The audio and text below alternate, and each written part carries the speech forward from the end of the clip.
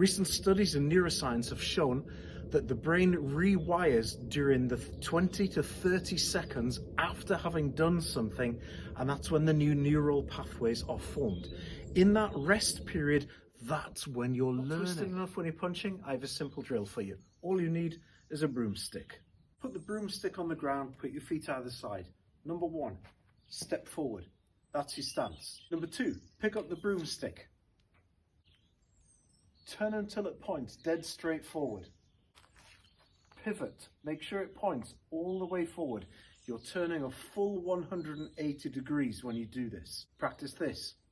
1, 2, 3, 4, body shots. 5, 6, uppercuts. 7, 8. Put it down. 1, 2, 3, 4, 5, 6, 7, 8. That's 1 rep. Second rep. 1, 2, 3, 4, 5, 6, 7, 8. 1, 2, 3, 4, 5, 6, 7, 8. Right. Now the science part. You're going to do a block of 10. This is one block. This is called blocked practice. You do your practice in blocks. You're going to do a block of 10. So 10 repetitions like that. You are then going to take 30 seconds rest approximately. Recent studies in neuroscience have shown that the brain rewires during the 20 to 30 seconds after having done something, and that's when the new neural pathways are formed. In that rest period, that's when you're learning. You then repeat that block. I would suggest doing no more than 5 blocks per day, and you need to build up to 30 blocks because it takes approximately 300 repetitions to form a motor pattern or motor engram. Now, if you already have a fault, you've got a lot more work to do because it takes between 3,000 and 5,000 repetitions to correct a fault. This means you are going to be doing 10 times as many blocks.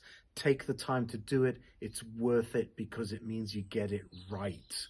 Now, if you want to be really clever about this, what you do is you put that video of me there. You then have a mirror here and you practice in that mirror while watching me teach. Here's the clever bit. What's happening is you're seeing you, you're seeing me, and you bring these two things together like this. This is called closed loop motor feedback, okay? Now here's the science part again. Each repetition, each move must take longer than 0.6 of a second. If it takes longer than 0.6 of a second, then your brain doesn't have time to process what you're seeing there, and bringing the two things together. So it takes longer than 0.6 of a second. If you want to look it up in a sports science book, sports psychology book, it's called an M3 motor reaction. Can I also suggest, because I do like to give people references, if you would like to read a little bit more about this, you can look up something called knowledge of results and knowledge of performance.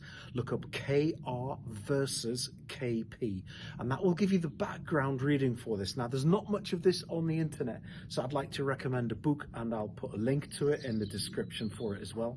And it's Principles of Motor Learning, I think it's called, by Schmid and Reisberg. SCHMIDT and Reisberg, WRIS and that is a great book, and you'll find the thing in there. But this is how you apply that science. I hope that helps you, and your boxers have some brilliant technique.